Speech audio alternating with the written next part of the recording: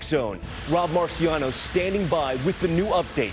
A state of emergency just declared in Florida as residents scramble to stock up for what could be a major hurricane strike this holiday weekend. And our teams are tracking the dangerous storm from the islands now getting hit.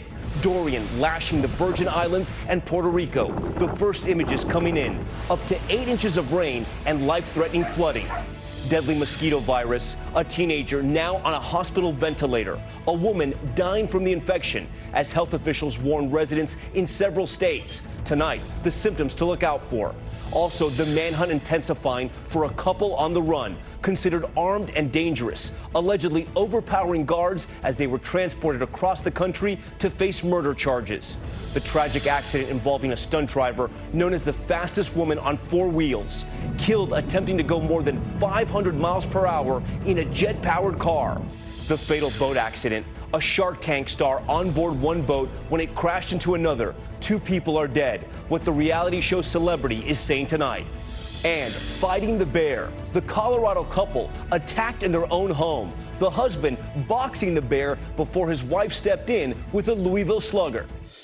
This is ABC World News Tonight with David Muir. And good evening on a very busy Wednesday night. I'm Tom Yamas in for David. And we begin tonight with the breaking news as we come on the air. The latest advisory is just coming in on Hurricane Dorian. It's gaining strength and making a dramatic shift now. Dorian now with winds up to 80 miles per hour on track, you see it there, to hit Florida's east coast as a possible Category 3 hurricane. The storm passing between Puerto Rico and the Virgin Islands at this hour, dumping up to 8 inches of rain, thousands now without power. Florida joining Puerto Rico, issuing a state of emergency, and late today residents scrambling for supplies, stripping shelves bare before Dorian makes landfall by Labor Day. ABC senior meteorologist Rob Marciano is here now to lead us off. And Rob, this is a storm we can't take our eyes off. No, we need to prepare for it, Tom. It's going to be likely a major hurricane. It's already back to hurricane status. Here you see the eye developing on that satellite picture just northeast of Puerto Rico. The center is northwest of St. Thomas by about 60 miles. It has 80-mile-an-hour winds. They've been flying Hurricane Hunter aircraft in and out of this thing, so we've got a good handle on it at this moment.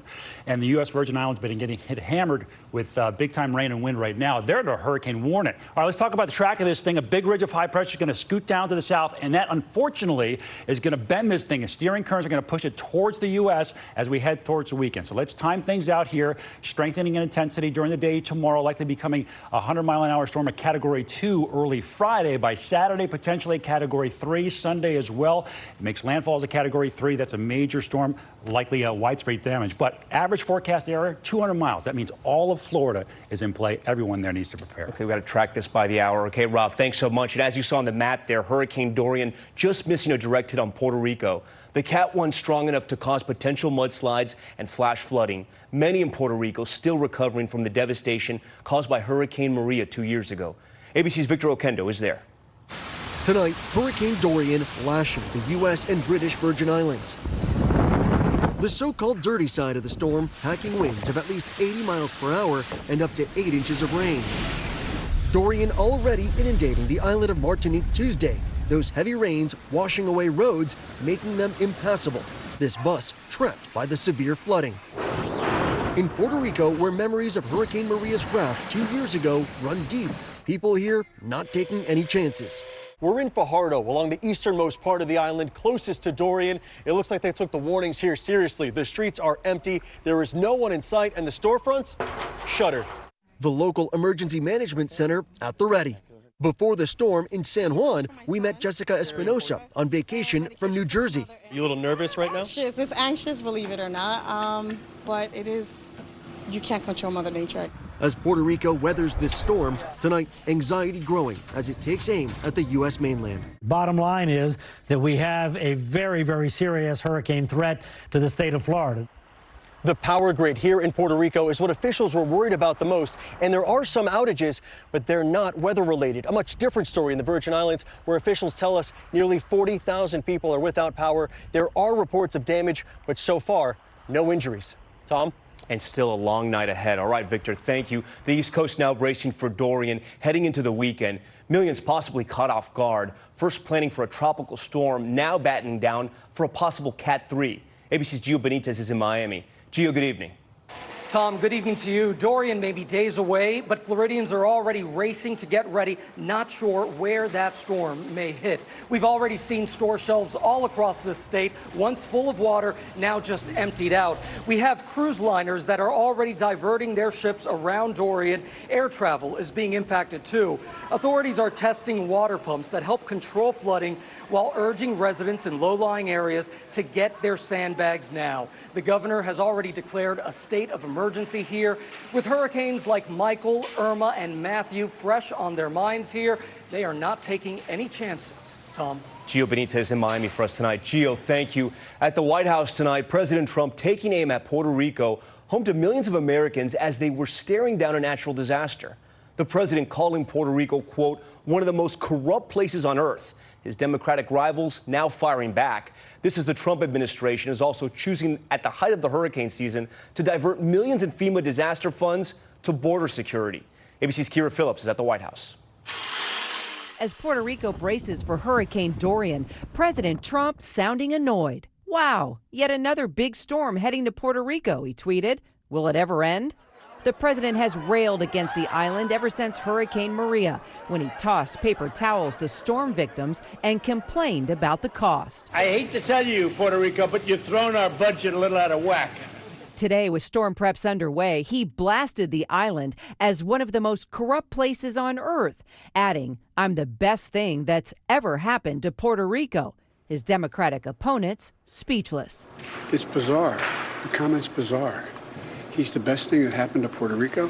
The president's message to Puerto Rico, FEMA and all others are ready and will do a great job. When they do, let them know it and give them a big thank you. Not like last time. I don't know, it's just something missing.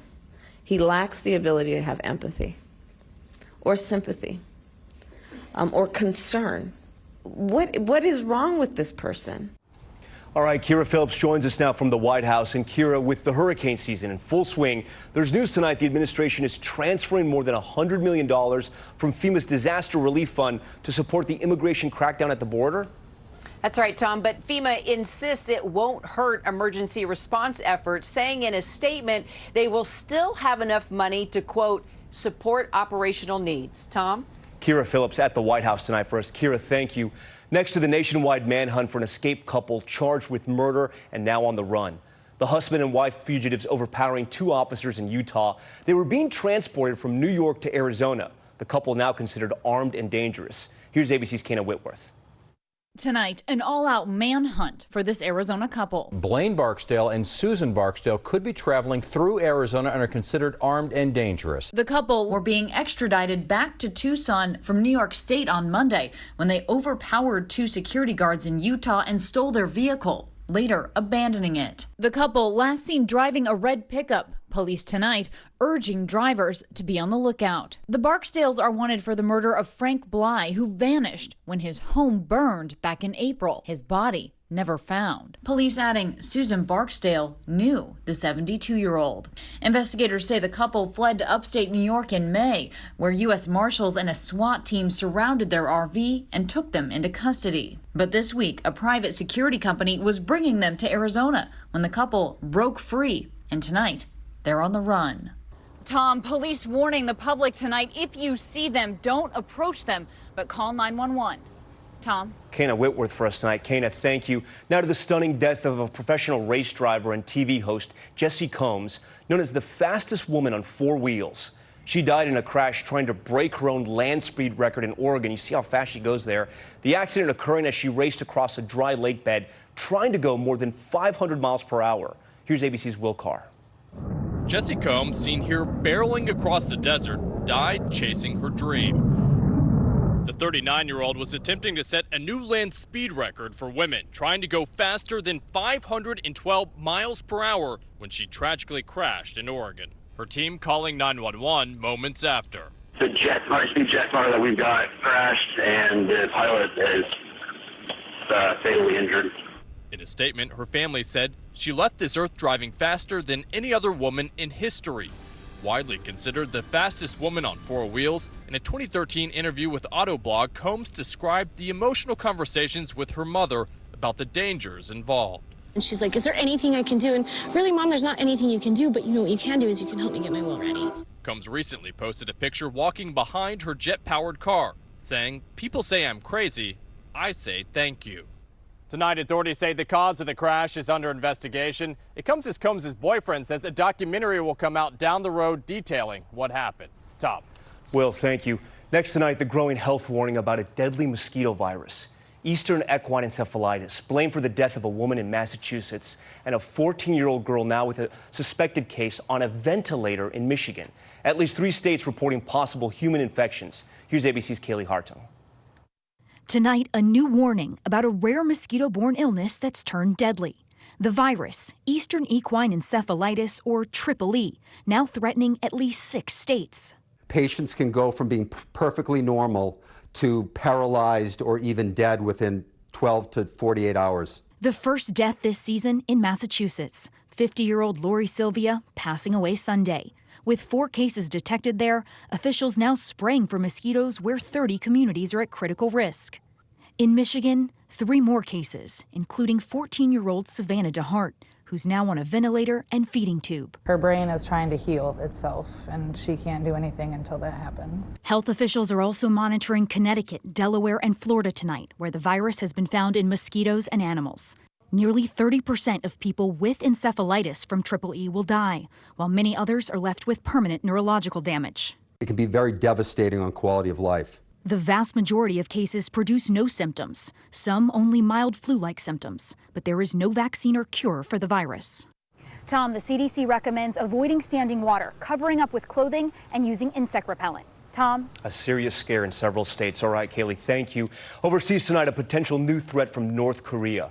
Satellite images, you see them here, showing North Korea may be building a submarine capable of launching nuclear missiles. Here's ABC's chief global affairs correspondent, Martha Raddatz. The satellite images tell the story. Analysts say they're on the left at the Navy shipyard on North Korea's coast, evidence that a new ballistic missile submarine is being constructed, with a crane and support vessels nearby suggesting a submarine-launched missile is being readied to test. Just last month, Kim Jong-un was shown inspecting what was called a newly built submarine. North Korea has been launching a flurry of ground-based short-range ballistic missiles, 7 in just the last month. But President Trump this week downplayed the tests. He has done short-range, much more standard missiles. A lot of people are testing those missiles, not just him. Today, the new Secretary of Defense said there are concerns about those short-range missiles, but he said the administration does not want to overreact and close the door on diplomacy. Tom? Martha Raddatz for us tonight. Martha, thank you. Now to the UK. Queen Elizabeth dragged into the Brexit crisis. The Queen formally granting Prime Minister Boris Johnson's stunning request to suspend Parliament for 5 weeks from early September all the way to mid-October. Johnson's move makes it harder for lawmakers to block the UK from leaving the EU. Opposition leaders calling it reckless and unconstitutional. The Brexit deadline is October 31st. News tonight about a deadly boat collision in Ontario involving one of the cast of Shark Tank. Businessman and shark Kevin O'Leary confirming the boat that he was on crashed into another vessel, killing 2 people. Here's ABC's Eva Pilgrim. There has to be a better way. Tonight, one of the stars of the hit show Shark Tank revealing he was on a boat involved in a fatal collision on Lake Joseph in Ontario, Canada over the weekend. Kevin O'Leary saying in a statement he was a passenger and the other boat had no navigation lights on and then fled the scene of the accident. I am fully cooperating with authorities. Canadian police providing no details about the crash, but confirming 2 people on the other boat died. 64-year-old Gary Poltash of Florida died on the scene.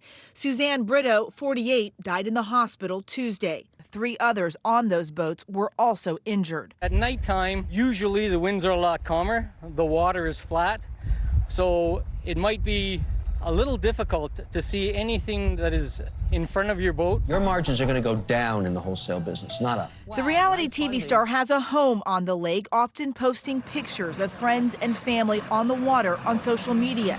Tonight, O'Leary saying, "My thoughts and prayers are with all the families affected." Tom, no charges have been filed, but police are investigating. We have spoken to the brother of one of the victims who says he hopes this was just an accident.